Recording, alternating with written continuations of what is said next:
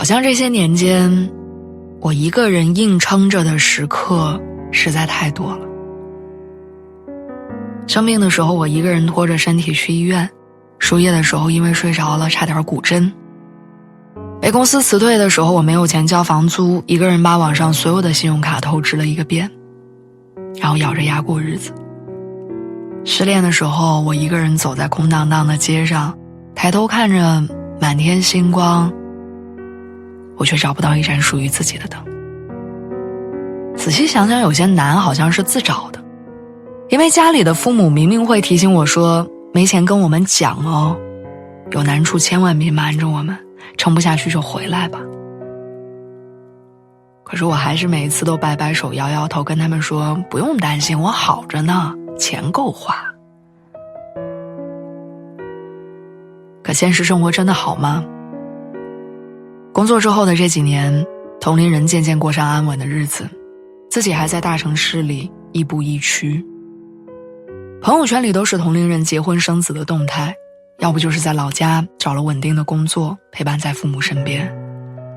只有我还单身一个人，每天在公司和家里两点一线的重复着。感情上没有进展，工作上没有起色，住着老旧的出租房，吃着一菜一汤的外卖，跌跌撞撞，始终没有安定下来。一个人撑着的感觉并不好受，钱没攒下多少，委屈受了不少。每天晚上下班之后推开家门，总是漆黑一片，但与此同时，老家买房买车的朋友已经早早下班，家里灯火通明，总有人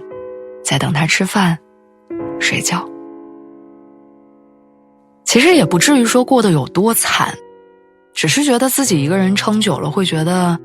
很累，就像浮萍一样，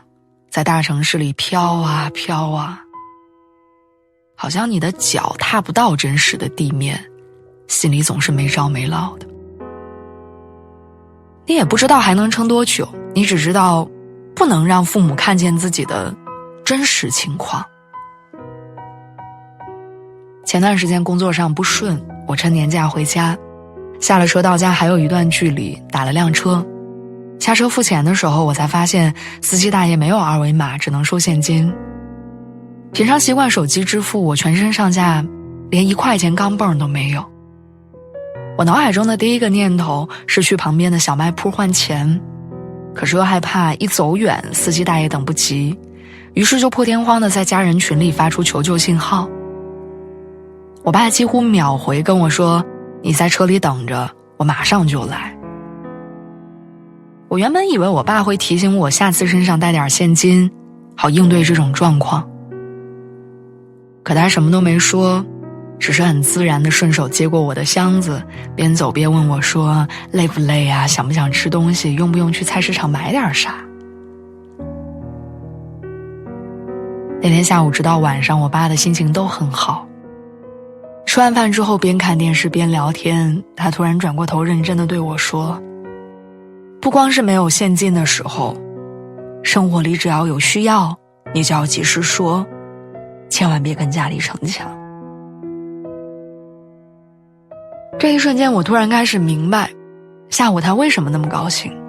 也突然懂得了孩子在父母心里的意义。我记得之前有一个网友发帖说，刚刚毕业的时候因为房租和工作不顺，欠了好多朋友的钱，后来一个人同时打了几份工，把窟窿填上。但这件事儿最终他妈妈还是知道了，妈妈没有高兴于他自己解决，而是失落又难过地问他，你为什么现在才让我知道？或许我们曾经在父母面前掩饰脆弱，假装坚强，但父母总能看穿我们的难处，替我们卸下伪装，让我们知道有他们在，一切就都不用硬扛。我记得之前在看《爸爸去哪儿》的时候，有一幕吴镇宇看到儿子受伤以后大声呵斥他，说你为什么受伤之后不回家？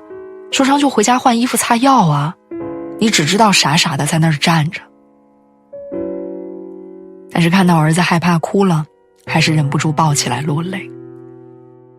吴镇宇降低音量跟他说，以后受伤要回家，知道吗？不要一个人逞强。后来接受采访，他说年轻的时候就喜欢逞强，做了父母之后才知道有多心疼。有人说长大2个字意味着一个人孤独的连偏旁部首都没有。可是你知道吗？长大虽然意味着我们终于有能力去独自面对这个世界，但并不代表无论发生什么事儿，我们都要自己硬扛。